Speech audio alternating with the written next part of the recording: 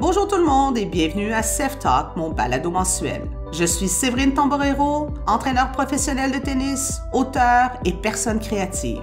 Ce balado parlera de sport, de leadership, de vie en général et de beaucoup plus avec mes invités spéciaux. Joignez-vous à moi tous les mois à coachsevi.com ou sur ma page Facebook pour la 3e saison de Sef Talk.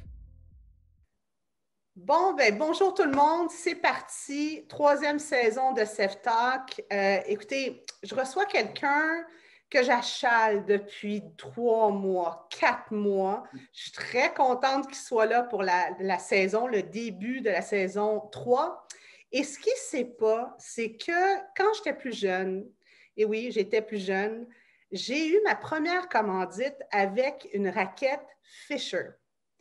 Et dans la commandite, on m'avait remis un beau poster et sur ce poster-là, c'était Martin Laurando.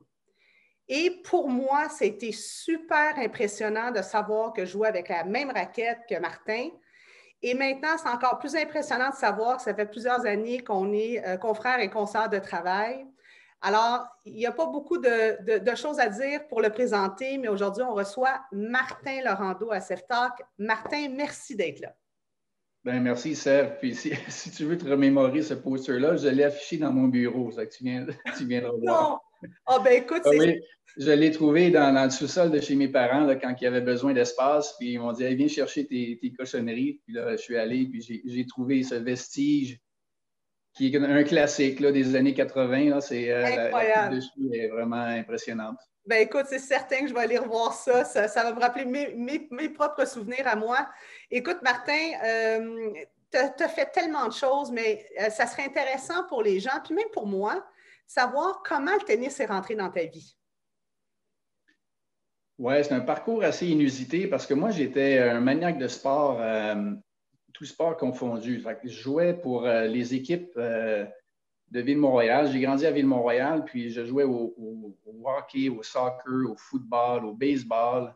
Je jouais au golf l'été. Je jouais au tennis un peu avec mon père à notre chalet. Il y avait un voisin qui avait un terrain. On allait jouer 1 ou 2 fois par semaine. Puis ça, j'avais 13-14 ans. Puis ça, le tennis, c'était un sport qui est amusant. Puis je m'amusais avec ça, mais j'étais enligné sur d'autres sports, principalement le golf. Puis là, vers les 15 ans, vers 14-15 ans, ben là, je pratiquais un peu plus. Puis là, bon, mon père a regardé pour me mettre dans des leçons. Parce que je n'avais jamais pris de leçons jusqu'à là. Ça fait qu'il est allé à l'Île des Sœurs, puis il avait entendu que Louis Caillé avait un bon programme junior à l'époque. Quelques-uns des meilleurs joueurs québécois et canadiens s'entraînaient avec lui. Alors, on est allé pour une visite et ben, il voyait que j'aimais le tennis, mais que je n'avais pas le niveau. Ça fait que la première année, à 15 ans, il m'a mis avec le groupe des filles. Et puis, j'ai surmonté cette épreuve. Ça m'a rendu plus fort. Non, mais faire sa part, ça m'a donné une petite structure. Là. Puis là, c'est devenu de plus en plus. Je suis passé de 1 à 2 fois semaine à 3-4 fois. Puis après l'école, au Collège de Montréal, je me rendais pour une leçon, puis des leçons de groupe. Puis ça, à peu près 6 mois après, là, il m'a mis, rendu à l'été, il m'a mis avec le groupe des garçons. Puis de là, ben, j'ai commencé à délaisser les autres sports, un peu par défaut aussi, parce que je devais peser à l'époque 140 livres, là, puis je jouais au football, puis à d'autres sports, alors que les autres ont 40-50 livres de plus que toi. C'est pas toujours une partie de plaisir, au hockey surtout. Alors, je m'y suis mis, puis petit à petit, ben, je me suis inscrit dans un tournoi d'été, puis dans le parc, pas trop loin, puis c'est commencé comme ça, mais il n'y avait pas d'ambition, puis c'était juste un sport vraiment c'était un sport comme les autres, puis ça a pris de plus en plus de place dans ma vie. C'est comme ça que ça a commencé. C'est quand même exceptionnel parce que plusieurs années plus tard, ben, tu as été jusqu'à 90e au monde. Et puis, tu as été à l'école Pepperdine en Californie pour l'université américaine. Fait que c'est tout un parcours. Puis ce qui est intéressant, puis on en parlera tout à l'heure, c'est que tu dis que tu as quand même fait du tennis à partir de 14, 15 ans, 16 ans, un petit peu plus sérieux. Puis on en parlera tout à l'heure au niveau du développement des jeunes. Et par la suite, ton parcours quand même, on sait qu'aujourd'hui, c'est un peu différent, mais tu as été à l'université américaine et là, tu as fait ton parcours professionnel.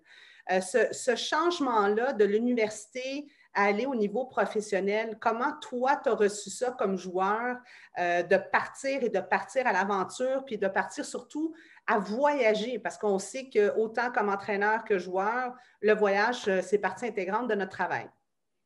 Mais oui, mais c'est un bon point parce que c'était une époque différente. Il n'y avait pas vraiment de Tennis Canada, de programme, de centre d'entraînement. Puis ça, je l'ai appris un peu par chance. C'est-à-dire que je n'étais même pas au courant, tellement je n'étais pas très impliqué dans le tennis, je n'étais même pas au courant qu'il y avait un réseau universitaire américain. C'est seulement lorsque, pendant le circuit Alcan, les tournois futurs de l'époque, les tournois satellites de l'époque, on avait pris sous notre charge Glenn Michibata, qui voulait rester avec une famille pendant les tournois. Il est resté avec nous, puis c'est lui qui a commencé à me parler, qui était à Pepperdine, puis il m'a expliqué. Moi, j'étais déjà un premier semestre à Grasset, j'étais déjà au cégep.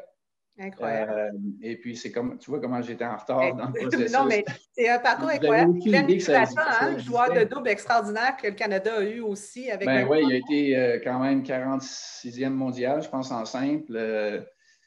Numéro 2 ou 3 en double. Il était numéro 1 universitaire.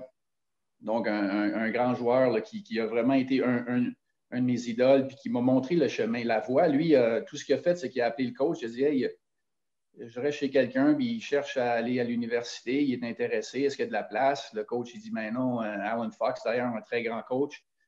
Il dit non, il n'y a pas de place, mais si je vais voir, parce que là, c'était à peu près à 1 mois avant la rentrée scolaire. Je n'avais pas fait j'avais pas fait de test ACT, SAT et toutes ces affaires-là. Je n'avais pas suivi le processus qui prend normalement beaucoup de temps. Ouais. Puis, il a réussi à m'avoir une place, mais comme ce qu'on appelle un walk-on, un réserviste. Puis, il a dit, il n'y a pas de place pour lui, mais s'il veut s'entraîner avec nous pour la première année ou deux, puis faire gravir les échelons, il est le bienvenu. Alors, c'était une occasion vraiment unique, exceptionnelle. C'était une chance à ne pas manquer. Puis, je l'ai prise. Puis, je suis allé là-bas. Vraiment, j'avais à peine voyagé. J'avais fait un voyage à Vancouver, je pense. Puis, une tournée sud-américaine par moi-même. D'ailleurs, j'étais allé alors qu'il n'y avait pas de programme, il n'y avait pas de coach. Donc, j'avais fait les 9 tournois, juste un peu avant, j'avais fait les 9 tournois COSAT qui partaient du Venezuela puis qui allaient jusqu'au Brésil, par toutes les capitales. Puis, j'ai fait ça tout seul. Alors qu'aujourd'hui, c'est tout structuré, les entraîneurs et tout. Donc, c'était vraiment une autre époque, mais il y avait des avantages à ça. Il fallait vraiment se prendre en main, puis on était vraiment le dos au mur, puis ça a eu ses avantages. Et puis finalement, j'ai fait mes 4 ans à l'université. La dernière année, j'ai joué semi-pro, puis il me permettait d'aller jouer quelques tournois. Jouer pour l'équipe. Puis après ça, je suis parti directement du NCAA, puis je suis allé sur le circuit professionnel. Donc, ça a été une transition qui s'est faite quand même bien parce que ma dernière année, alors que il me permettait de jouer quelques tournois, j'ai très, très bien fait. Je suis monté au 200e rang mondial et je suis retourné à l'école. J'étais 120 au monde parce que j'avais joué des tournois pendant l'été.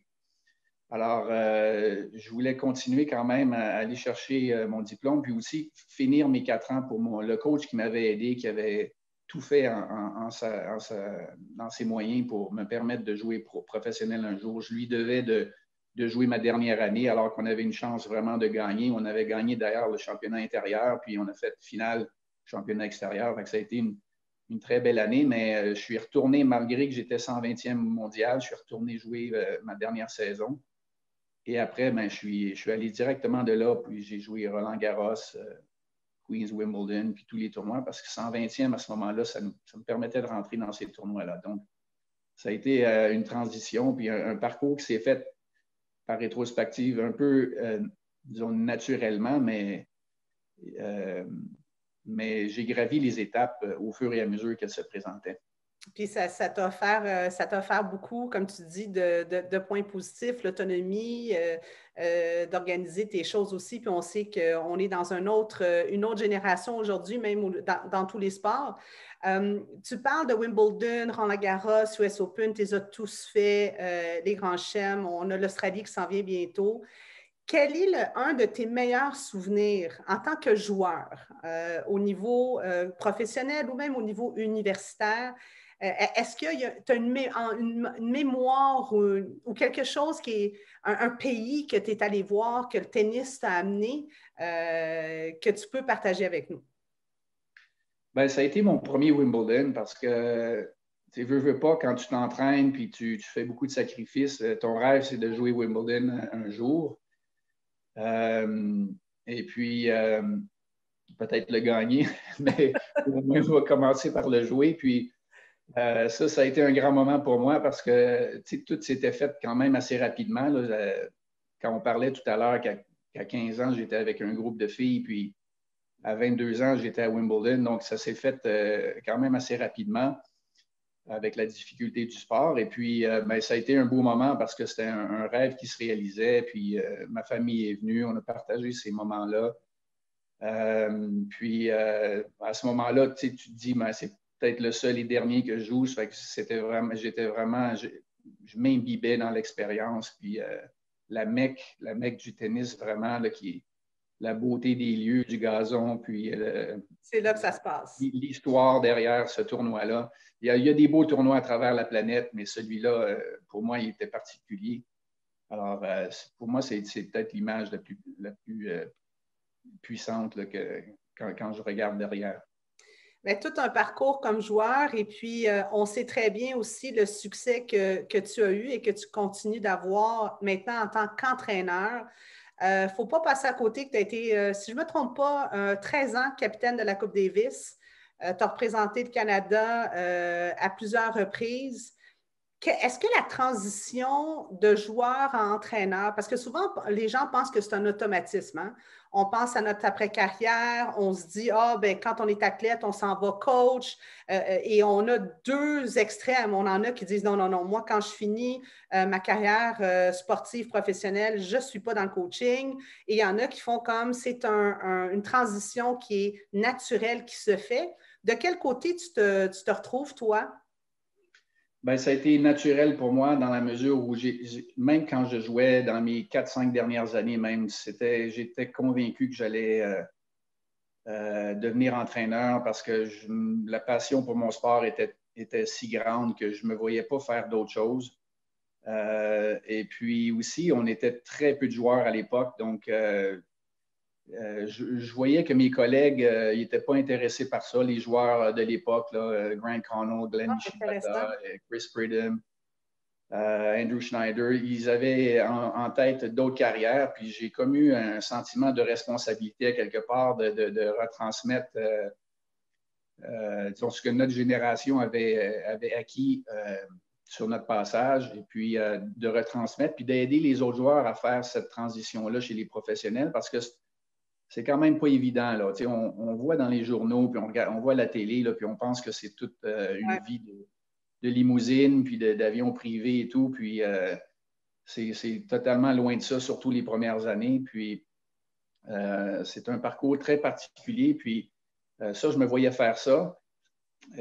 Puis je te dirais que la difficulté majeure, ça a été vraiment de faire la transition entre la passion était là, mais il y avait beaucoup d'ajustements à faire parce que moi, je dirais que c'était sur le passage de penser à seulement toi, parce qu'en tant que sport professionnel, tu dois vraiment penser à toi. La plupart du temps, tu dois être un peu égoïste. Tu dois penser à toi en premier, puis à te préparer, puis à être reposé, à être en forme, puis tout passe par toi. Et quand tu deviens coach, c'est complètement l'opposé. Alors, tout doit être fait avec l'athlète qui doit passer en premier, puis toi vraiment en dernier. Alors, c'est pas évident à faire quand ça fait une dizaine, douzaine d'années que tu fais ça. Mais éventuellement, ben, on apprend le métier, puis le métier rentre. Mais est-ce que tu dirais, c'est drôle de t'entendre parce que c'est effectivement vrai, quand on est athlète, on pense à nous, on pense à ce qu'on a besoin pour être dans le meilleur de notre performance. Mais à t'écouter, est-ce que tu ne crois pas que justement cette valeur-là de redonner ce que tu as fait avec Pepperdine, cette valeur-là de partager, c'est pas dans le fond quelque chose que tu avais déjà et que tu as juste transmis en tant que joueur vers entraîneur? Oui, ben, j'ai étudié en psychologie, donc le volet humain a toujours été pour moi quelque chose de primordial. Je n'ai jamais été orienté vers d'autres, les sciences ou l'économie ou des choses comme ça. Alors, ça allait de pair, le métier d'entraîneur avec la psychologie puis l'approche humaine qui est derrière être entraîneur, parce que c'est vraiment beaucoup de chapeaux à porter. C'est pas seulement les connaissances du jeu, c'est plein de chapeaux à porter en tant que, surtout quand c'est des joueurs qui sont plus jeunes. Alors, il y a une grande responsabilité là, de transmettre des valeurs, de faire découvrir toutes sortes de choses autres que le tennis. On est des confidents, on est des grands frères des fois, on est des pères des fois, on est des gardes du corps dans des pays dangereux, on est nutritionniste, on est professeur d'éducation physique, on a tellement de chapeaux à mettre. Puis ça, c'est un défi que j'ai toujours eu en moi. Ben, pas un défi que j'ai eu en moi, mais un défi à soulever, mais qui était assez naturel pour moi. Donc, ça a été une transition, disons, assez naturelle, assez facile pour moi. Donc, la phrase que je dis souvent et que même des fois, malheureusement, j'ai des critiques là-dessus, mais de bâtir des êtres humains avant de développer des athlètes, c'est une phrase qui te rejoint à toi aussi. Oui, tout à fait, parce que, tu sais, veux pas, quand on regarde le cheminement d'un joueur, on est joueur professionnel sur une petite période dans une vie. Et puis, quand on travaille avec des joueurs là, de 14, 15, 16 ans, 17 ans, ils sont vraiment dans des années de formation, des années de découverte. Souvent, ils ne sont pas à la maison, donc on a un gros rôle à jouer comme pour remplacer les parents, puis pour être des modèles, puis des piliers de soutien pour eux. Les aider à s'épanouir, les aider à se découvrir, puis à surtout prendre confiance en eux, leur donner tous les moyens pour atteindre leur potentiel. Donc, ça va beaucoup plus loin que le sport lui-même. Donc, il ne faut pas négliger cet aspect-là jamais en tant qu'entraîneur. Non, et puis, est-ce que tu dirais que justement, cette partie-là humaine a pris un petit peu plus de place parce que dans le fond, il y a eu beaucoup de transitions. Il y a eu Pepperdine, tu es parti pro en tant que joueur. Après ça, tu es devenu entraîneur avec des joueurs professionnels. Tu as fait la Coupe Davis et là, tu te retrouves depuis quelques années à travailler avec des jeunes au Centre national. Tu en parlais tout à l'heure des 15, 16, 17 ans. Est-ce que tu crois que justement, autant dans ton parcours professionnel de joueur, il y a eu une progression, mais cette progression-là d'être parti des pros vers les jeunes t'a permis peut-être justement d'aller chercher ces outils-là en psychologie sportive, cet aspect humain-là. Est-ce que tu dirais que cette transition-là de travailler avec des joueurs sur le tour et ces jeunes-là qui ont besoin de toute cette attention a été facile pour toi ou ça a été plus difficile que tu le pensais? Non, ça a été facile dans la mesure où quand j'ai arrêté de jouer mes compétitions, j'ai passé les 3 premières années avec Sébastien Larreau en l'aidant dans sa transition professionnelle. Mais après ça, j'ai fait beaucoup de tournées avec Sylvain Bruno et avec Tennis Canada. À l'époque, on était à peu près les deux, on était 2-3 entraîneurs là, qui tournaient avec les jeunes. Donc, les garçons, les filles. Alors, j'ai passé beaucoup de temps avec des jeunes. Et puis, par la suite, ça a été un mélange de professionnels juniors, des joueurs en transition, mais c'était surtout la transition. Mais la transition commence, surtout les garçons. J'ai fait un peu de filles, mais 90 de mon coaching a été fait avec les garçons. Donc, les garçons, à partir de 16 ans et demi, 17 ans, là, ils ont déjà un pied chez les professionnels. Pendant l'été, ils jouent les tournois futurs ou ils ont des wildcards dans nos challengers. On s'occupe d'eux autres à ce moment-là. Donc, il y a du junior, mais il y a aussi de la transition. Alors, j'ai toujours aimé ça parce que ça aide l'entraîneur disons, à évoluer puis à devenir meilleur dans son coaching. Être super spécialisé dans un domaine, c'est bien. C'est bien, mais lorsqu'on a plusieurs catégories d'âge, plusieurs mentalités, plusieurs différents niveaux d'évolution dans une carrière d'un joueur, mais si on est capable de bien contribuer dans ces moments-là, ben, moi, selon moi, on se développe et on devient plus complet. Puis c'est quelque chose qui m'a toujours attiré, malgré le fait que j'ai passé quand même la plupart de mon temps dans le volet professionnel, parce que surtout au niveau de la transition. Un coup que les joueurs sont bien établis, souvent, ils ont assez d'argent pour avoir un entourage, puis leur masso, leur physio et tout. Mais la transition, pour moi, a toujours été le volet le plus important dans le développement d'un joueur. Parce que c'est là qu'on passe ou on casse, selon moi. On a une plage de quelques années. Chez les juniors, c'est bien, tout est pris en charge, tout est contrôlé, on connaît notre calendrier, on va à l'école, on s'entraîne pas mal aux mêmes endroits, à part quand on s'en va dans des tournées. Mais la transition, c'est là qu'on quitte un peu le confort, puis disons la structure, et puis on se lance un peu dans. Ça peut être n'importe quoi devant toi. Tout peut arriver et c'est là que si on est capable de passer à travers ces étapes-là puis de gravir les échelons, on se donne une chance de jouer chez les pros. Puis si ça ne passe pas, ben c'est là qu'on aura vu toutes ces années-là d'entraînement si on paye ou si on n'a pas payé. Donc, la transition, pour moi, c'est pour une fédération ou pour un entraîneur, comme même à l'occasion, j'étais en privé, ben pour moi, c'est tout un défi parce que c'est très difficile. Les calendriers, on ne les connaît pas vraiment parce que le classement fluctue beaucoup. On n'a pas le classement pour rentrer dans les gros tournois. Il faut piocher pas mal. Ouais. Il faut s'ajuster rapidement. Il faut faire volte-face souvent, alors que là, on rentre dans un tournoi. On pensait rentrer là, on ne va pas là. On s'en va dans un autre pays ailleurs parce qu'on là, on rentre. Donc, un joueur qui est bien établi est capable de planifier 2, 6, 8 semaines d'avance, mais chez la transition, ce n'est pas ce luxe-là qu'on a. Donc, on est beaucoup challengé pour les volumes d'entraînement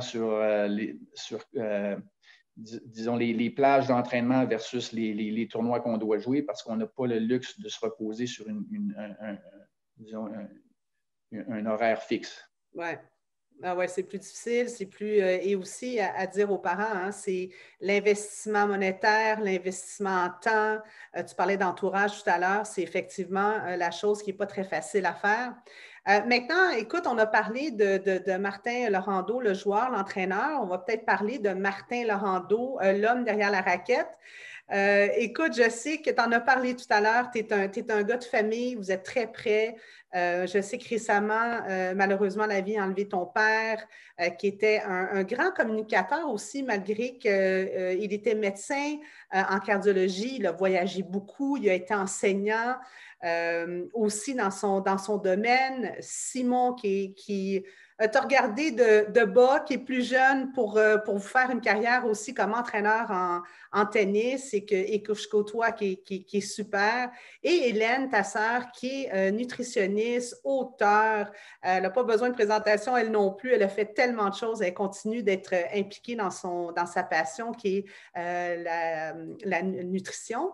Mais je sais que ça aussi, c'est une passion pour toi. J'ai eu quelques conversations ou des choses que je comprenais absolument rien, mais ce n'est pas grave, sur la nutrition. Est-ce que ça, tu penses que c'est une valeur que tu as familiale? Est-ce que c'est une valeur qui s'est développée d'avoir une connaissance là-dessus à cause du fait que tu étais un athlète et tu prenais soin de toi, de ton corps? Comment c'est arrivé, ça, cet aspect-là nutritif? De ta vie à toi, de personne de tous les jours? Ben oui, à travers plus on en sait, plus on peut faire des bons choix. Donc, moi, comme tu dis, c'est un mélange, un mishmash de tout ça.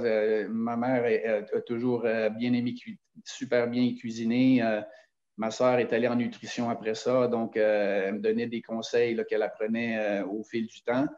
Et puis, en tant qu'athlète, comme tu dis, c'est sûr qu'on se tient loin des McDo puis des frites, et puis on recherche à se carburer le mieux possible. Aussi, mon épouse, Marie-Noël, qui est une fervente de ça, c'est elle vraiment qui m'a fait monter à un autre niveau, malgré que j'en ai encore beaucoup à apprendre, mais les connaissances de base sont solidifiées au fil du temps. Et puis, aussi, dans notre coaching, je pense que c'est un volet important. On parlait de plusieurs chapeaux à porter là, il y a quelques minutes, mais ça, c'en est un. Il faut être à l'aise dans un gymnase avec un joueur. Il faut être à l'aise sur une piste de course.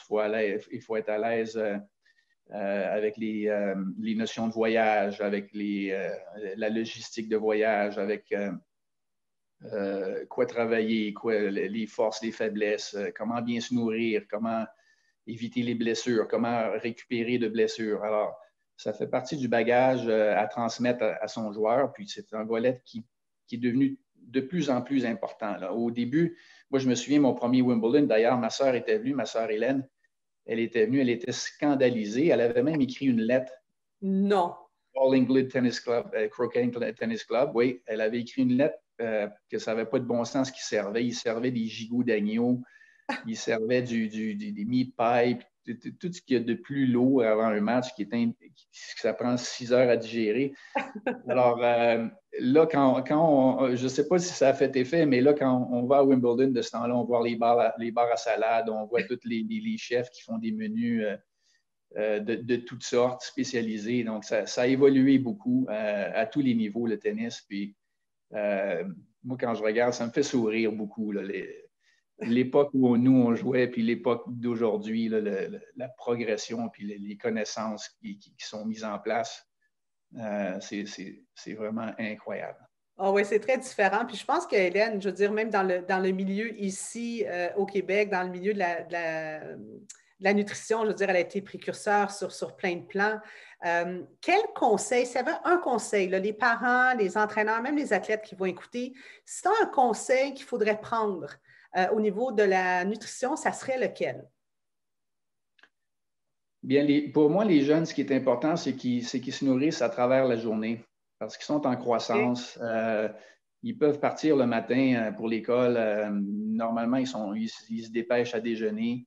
Ils n'ont pas beaucoup de temps. Ils aiment dormir le plus possible avant de quitter. Puis là, ils ont peut-être un lunch ou ils vont peut-être luncher. Puis ils passent, selon moi, beaucoup d'heures sans grignoter, sans avoir des snacks. Alors, c'est d'alimenter à travers plusieurs repas dans la journée.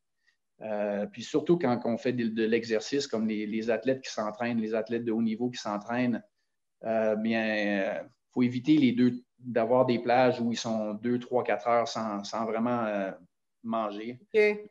Leur taux de sucre pour la concentration, bien s'hydrater, toujours avoir un peu d'énergie dans le système parce qu'ils ont quand même des grosses journées. Là. Quand je regarde les jeunes, ils se lèvent tôt, ils viennent à l'école, là, ils s'entraînent, ils retournent, ils vont luncher, ils retournent s'entraîner à l'école, ils retournent s'entraîner par après, ils ont des devoirs à faire le soir. C'est des grosses journées, en plus du volume d'entraînement, de gymnase, de tennis. Alors, ça, c'est vraiment pour moi quelque chose à ne pas négliger, de veiller à ce qu'on mange sainement à travers la journée. Oui, puis tu le dis, hein, c'est tellement important. Puis c'est un petit peu, comme on dit aux jeunes, hein, c'est comme avoir une voiture sans gaz, tu ne peux pas aller bien, bien loin. Puis si tu avais, on parle de snack. Moi, il y a une chose que j'ai commencé à changer beaucoup avec les voyages, c'est de m'amener des choses de la maison que je peux avoir à l'hôtel ou quand je suis sur les terrains ou entre 2 visites de club. J'amène 3, 4 snacks maintenant d'ici. Ça serait quoi, toi, ton top 3, admettons? Tu t'en vas en voyage avec des jeunes, des choses qui sont confortables, qui peuvent amener de la maison, qui peuvent mettre dans leur valise, ça serait lesquelles? Ça dépend des lois. Lorsqu'on arrive dans un pays, là, comme l'Australie, ils sont très rigoureux pour ne pas être capable d'amener aucune nourriture. Mais je dirais que des fruits puis des noix. Alors, okay. Un mélange de noix et de dattes pour mélanger là, des glucides, puis quelque chose de facile à digérer, maintenir un taux de sucre pour la concentration parce qu'ils sont à l'école ou parce qu'ils s'entraînent. Ça demande quand même, pour réfléchir sur un terrain, pour être allumé. Ouais. Bananes, des fruits comme ça, des pommes, des boissons avec de l'électrolyte. Donc, ça c'est facile à transporter. Là, mais l'électrolyte, on peut se le faire nous-mêmes avec de l'eau, une pincée de sel, un peu de miel non pasteurisé, puis un peu de jus dedans, puis on a une belle boisson électrolyte. Donc, ça, je dirais que être bien hydraté avec les électrolytes, des snacks faciles comme des bananes, des fruits puis des noix. OK. Je pense qu'on est capable de passer la journée avec ça. Puis la logistique est assez facile, là, même des fois dans un dépanneur du coin quand on arrive dans un tournoi. Mais tu amènes un bon point au niveau de la nutrition sur la route. Ça, c'est tout un défi, là. Ouais. Bien s'alimenter à la maison, ça, c'est relativement facile, très facile. On a le contrôle de tout, mais quand on se met à voyager, on est à la merci des restaurants, de la qualité des restaurants, des ingrédients. C'est très difficile de bien manger sur la route. Puis ça, c'est un art là, pour essayer d'enseigner, aider aux gens, aux jeunes de faire les meilleurs choix possibles à travers un menu pour qu'ils en tirent le plus de bénéfices possible. Oui, tout à fait. Mais écoute, tu le mentionnes, puis tu l'as mentionné au tout début, hein, on a plusieurs chapeaux. C'est de là où c'est très important, à un moment donné, arrive dans le processus de développement d'un jeune, mais il y a des choses qui sont plus spécifiques. Puis le développement, ce n'est pas juste unique, ce n'est pas juste sur le tennis. Il y a tellement de choses qui influencent une performance. Puis je pense, un petit peu comme toi, là, la nutrition, la nourriture doit passer aussi par l'éducation. Éducation des parents, éducation des jeunes, mais des entraîneurs aussi. Souvent, on se retrouve à faire les choix pour nos jeunes, donc super important. L'autre chose aussi que les gens peut-être ne savent pas, pour le peu de temps libre que tu as, et on parlera de ce temps libre-là parce que nos vies d'entraîneurs ont changé depuis quelques mois. Tu fais de la pêche sportive. Alors là, Martin, il va falloir que tu nous expliques deux choses. Un, qu'est-ce que c'est la pêche sportive? Et deux, qu'est-ce que tu retires à faire? Et je pense que je peux le dire parce que je me suis renseignée, ce sport-là. Ah, tu t'es renseigné, oui.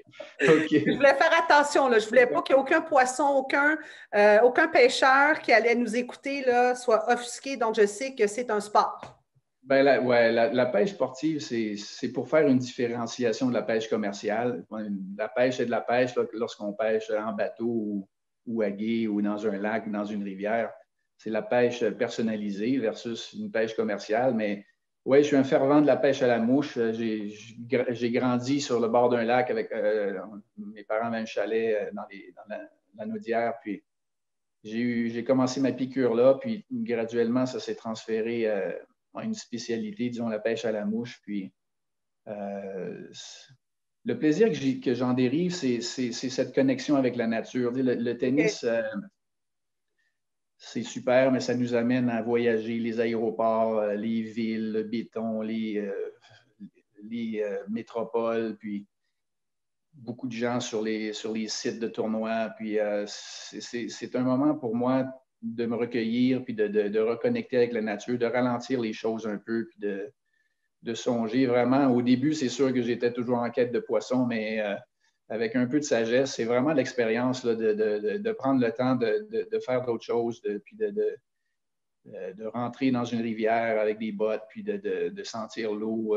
qui coule ou d'aller aller en mer, là, de rentrer dans l'eau avec juste ta canne à mouche, puis, et puis passer du temps dans la nature. C'est ça principalement là, qui continue dans l'attrait que j'ai envers ça. Et par curiosité, Martin, est-ce que ce soit quand tu étais athlète ou entraîneur, quand tu as eu l'opportunité de voyager avec le travail, est-ce que ça t'est arrivé de pêcher à l'étranger, dans un autre pays? Oui, oui. Ah, oui, oui, je voyageais j'avais un sac de tennis et un sac de pêche. Non, non, non. Oh, oui, avec mes bottes et tout. Puis, oui, j'ai pêché en Suède, j'ai pêché beaucoup aux États-Unis. Lorsque j'avais une demi-journée ou une journée entre les tournois, ben, j'avais mes trucs avec moi. Donc, oui, ça. C'est où la place que tu as vraiment, quand tu es allé te triper, là, parce que tu parles de l'aspect de l'action, d'aller chercher ton poisson, de mettre tes bottes, d'avoir ta canne à pêche, mais quand tu te retournes et tu regardes un petit peu partout, c'est où l'endroit où tu as vraiment fait « wow ». Ben, en Gaspésie, j'allais beaucoup pêcher le saumon en Gaspésie entre mes voyages. Je prenais toujours, disons, une semaine ou deux l'été à mes débuts pour, même quand j'étais joueur, je trouvais une petite période pour m'évader puis aller pêcher le saumon en Gaspésie. J'avais un ami qui était mentor. Et puis, c'est quand même pas évident de pêcher à la mouche. Ça prend du temps à acquérir les techniques et tout, mais il m'a bien montré la voie. Puis ça, c'est un endroit vraiment exceptionnel. Les rivières, on était tout seul à l'époque, dans les années 90. Là, il n'y avait pas beaucoup de pêcheurs, pas beaucoup de pression de pêche. Puis on faisait des pêches incroyables avec des décors bucoliques et à 7-8 heures de voiture d'ici. Donc, ça a été là où est-ce que c'était comme wow, c'est vraiment cool. Après ça, ben, toutes sortes de poissons, toutes sortes d'endroits différents, même la pêche d'eau salée que j'apprécie beaucoup, là, des voyages à Cuba pour aller pêcher la banane de mer qu'on appelle le bonefish. OK. Ça fait que j'ai pas beaucoup de temps pour. On dirait que quand j'étais jeune, j'avais beaucoup plus de temps, mais là, le temps que j'ai, ben, je l'apprécie encore plus, on dirait. Ben écoute, premièrement, j'ai un ami qui va être très content, qui est gaspésien, d'entendre que la Gaspésie, c'est un endroit pour toi que tu recherches pour pêcher. Puis à tous les pêcheurs, hein, des fois, on pense que d'aller à l'étranger, d'aller à l'extérieur, on va en chercher beaucoup, on va en chercher plus, puis de savoir qu'on a quelque chose qui est très près. Alors, j'invite tous les pêcheurs à aller vers la Gaspésie. Puis tu as raison, Martin, hein, c'est quelque chose que les gens, des fois, ne semblent pas comprendre que c'est très exigeant le travail qu'on a à faire, la passion, elle est derrière, mais les petits moments qu'on peut avoir dans ton cas, c'est justement de te retrouver avec la nature, d'être à l'extérieur du brouhaha, du tennis. Bien, ça fait du bien, puis ça nous ressource. Puis ça m'amène à te poser la question parce que je pense qu'on ne le fait pas assez. On est en temps de pandémie en ce moment. La majeure partie de notre travail, c'est développer, mais c'est aussi de voyager. Comment tu vois, toi, comme entraîneur? Comment ça se passe depuis le mois de mars? Bon, tu parlais que les voyages et tout ça, ça devenait quelque chose qui n'était pas nécessairement facile avec le temps. Mais comment tu vas dans ce qu'on est en train de vivre en ce moment? Ben, c'est un autre défi que les entraîneurs ont parce que, bon, disons, j'ai fait mon bagage d'expérience, mes voyages à travers les 35 dernières années. Maintenant, c'est au tour des plus jeunes de faire ce parcours-là. Puis, c'est de les garder mentalement focalisés sur leur sport, puis surmonter cette difficulté-là ils sont privés de voyage, ils sont privés d'aller jouer des tournois. Ils doivent s'entraîner. Ça fait 1 an qu'ils s'entraînent virtuellement là, tous les jours sans jouer de tournoi. Tout ça, c'est très, très dur. Même les professionnels ne sont même pas capables de faire ça. Donc, c'est pas évident. Et bon, ils continuent d'aller à l'école, mais ça, c'est un défi qu'on a de les garder, de leur faire continuer à croire, puis de garder un certain enthousiasme, puis de garder une bonne productivité sur le terrain. Ça a été très challengeant. Oh, oui, c'est certain qu'après quasiment 1 an de juste pratiquer, il y a des matins que je me lève, je me dis, bon, mec, il ne reste plus de drill, je ne sais plus quoi faire. Mais on trouve la façon là, de continuer à les garder dans le sport, puis à éviter les décrochages, puis qui désespèrent. Donc, ça c'est un très, très gros challenge, puis un challenge différent. On n'a jamais été confronté à ça. Puis normalement, les joueurs décrochent par eux-mêmes ou parce que là, ils ont joué sur le circuit, ils voient que ça ne marche pas trop, ils perdent trop d'argent. Puis là, bon, le processus de sélection naturelle se fait, mais là, c'est pas ça du tout. Là. C'est vraiment quelque chose qui arrive de nulle part puis qui nous force à devoir accepter une situation malencontreuse puis de la gérer. Mais je crois que ça va leur donner des bons atouts pour le futur. S'ils sont capables de surmonter ça, après ça, surmonter une blessure qui dure 2-3 semaines ou d'autres obstacles, ben, ils seront bien armés. Écoute, Martin, tu dis le mot qu'il faut, je pense, se dire continuellement, et même moi, je dois me répéter à tous les jours, c'est d'accepter la situation, d'essayer de prendre le plus qu'on peut, mais effectivement, la partie motivation pour les jeunes est en train de s'effriter, puis c'est à nous d'essayer de les ramener, de les garder motivés, aux parents de faire la même chose. Je sais que j'entends beaucoup de parents en ce moment qui ont peur de perdre du temps dans le développement de leurs jeunes. Je pense qu'il ne faut pas aller vers ça. Mais de ton côté, tu as fait tous les niveaux, au niveau collège, au niveau professionnel joueur, un parcours incroyable avec la Coupe Davis, qui est un entraînement beaucoup plus et une compétition différente, l'aspect équipe dans un monde individuel. Là, tu es avec des jeunes. Est-ce que Martin Laurando a d'autres objectifs dans les prochaines années? Maintenant que tu commences à faire le tour, tu peux venir travailler avec moi avec les 10 ans et moins, Martin. Écoute, on n'a pas de problème, on va faire la chaîne. Mais qu'est-ce qui allumerait Martin Laurando dans les prochaines années? Bien, c'est de voir une autre génération de joueurs suivre celle qui est présentement en train de briser tous les records puis qui vraiment nous permettent de vivre des années d'âge d'or. Depuis 5-7 ans, on est vraiment une fédération puis un pays où tous les yeux se tournent vers nous. On se demande comment on fait pour avoir autant de joueurs avec le peu de joueurs qu'on a. Parce que c'est vraiment une question de prorata, selon moi. On peut penser que les États-Unis ont des centaines de milliers de jeunes qui veulent jouer professionnel un jour. Il y en a quelques-uns qui, alors la loi de la moyenne fait son effet, mais nous, on a juste une poignée de joueurs vraiment qui, à travers le pays, se disent, moi, je veux jouer à Wimbledon un jour. Et puis de ceux-là, bien, on a quand même un ratio de succès phénoménal. Alors, je pense que ça aussi, il y a beaucoup d'éléments qui entrent en jeu. Il y a un facteur de timing, il y a un facteur de circonstance qui n'est pas à négliger. On ne sait pas pourquoi, mais ça a pris feu. On peut justifier que là, il y a eu un centre d'entraînement, on a eu plus de budget, tout ça, mais veut pas. On est en pleine ascension et puis ce serait dommage de perdre ce momentum-là. Il y a eu d'autres pays dans le passé, les Sud-Africains, les Suédois, où il y avait des dizaines, des vingtaines de joueurs dans les 100 premiers. Ils étaient partout. Et puis là, on a du mal, même les coachs de ces pays-là, ils ont du mal à expliquer comment ça se fait que là, ils n'ont plus de joueurs. Ils n'ont plus de joueurs du tout. Et puis, ça, c'est de garder ce momentum-là, puis de faire en sorte que nos jeunes y croient encore plus, puis de les monter de leurs rêves puis de leurs ambitions jusqu'à la réalité. Pour moi, c'est toujours le parcours le plus satisfaisant. Puis on a des bons potentiels encore au Canada qui rêvent de faire ce que Félix, ce que Chapeau, ce que Bianca font, Vachek et Milos. Donc, ça, pour moi, c'est ce qui continue de m'allumer à tous les jours. Bien, écoute, c'est sûr qu'on se souhaite, je te souhaite à toi individuellement, à nous, dans la communauté sportive, de continuer d'avoir du succès, d'avoir des jeunes. Et le succès, en tout cas de mon côté, n'est pas seulement sur le plan des résultats, c'est de s'assurer qu'on a encore plus de jeunes qui commencent à être passionnés du sport, qui jouent, qui s'entraînent.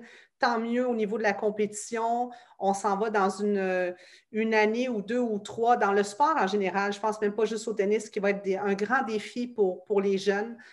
Juste de les ramener à être actifs, à sortir des écrans. C'était déjà un défi, ça va être un défi encore. Mais c'est sûr qu'on se souhaite ça. Puis on se souhaite une certaine ouverture aussi pour ces jeunes-là pour tranquillement retrouver leurs compétiteurs, leurs amis, leur tournée, parce que je pense que ça va faire du bien à tout le monde. Et Martin, écoute, tu as été tellement généreux de ton temps, mais en terminant, je sais que la musique fait partie de nos vies. Hein? On n'a pas le choix, on voyage, on a la musique qui est avec nous. Si tu avais un choix musical, un groupe, une chanson, soit qui te représente ou en ce moment, tu dis, ouais, moi, cette chanson-là, je l'aime beaucoup, ça serait laquelle? Bien, tout le monde sait, tout le monde qui me connaît sait mon penchant pour le heavy metal. Alors, Mais là, écoute, attends, là, tu vas surprendre des gens parce que tu dis tout le monde qui me connaît. Alors, tu es en train de me dire que toi, dans tes choix musicaux, c'est le heavy metal qui prime. Depuis que je suis jeune, le heavy metal. Oh my God! Donc, ouais, ça, je ne peux pas vivre sans mon heavy metal, des Judas Priest, Iron Maiden et compagnie. Incroyable. Old school, oui, tout à fait. Excellent. Mais par contre, j'avais un père qui était très jazzman. Alors, j'ai appris. Et puis, j'ai aussi ma sœur qui était à l'école de musique classique. Oui, qui a c'est fait, vrai.